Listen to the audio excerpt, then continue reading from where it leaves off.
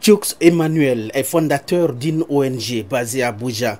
Sa fondation dépend largement de l'électricité pour ses activités de formation et autres. Mais elles sont souvent annulées à cause du manque d'électricité. Pour lui, la hausse du prix des compteurs est dévastatrice.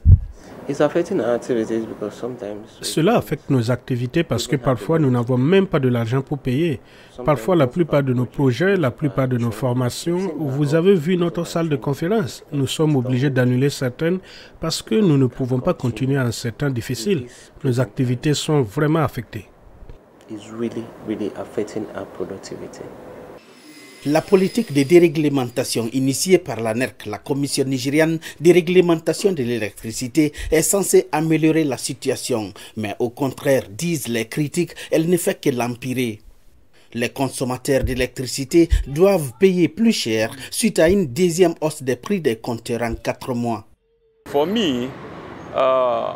Pour moi, ce n'est pas seulement que l'augmentation des prix est mauvaise, mais en raison du timing et du fait qu'elle ne correspond pas à l'offre de l'énergie ou à la fourniture de l'électricité. Nous avons entendu parler d'un effondrement constant du réseau national.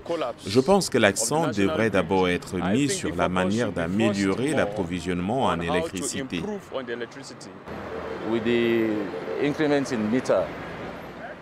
Avec l'augmentation du prix du compteur, cela signifie-t-il qu'ils ne veulent pas qu'on reste dans le pays? Les gens feront tout ce qu'ils peuvent pour quitter le pays.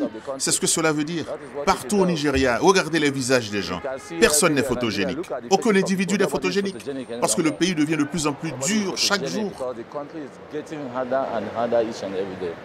L'augmentation des coûts de l'électricité coïncide avec une hausse de l'inflation et des coûts des biens essentiels, obligeant les familles nigérianes à faire des choix difficiles.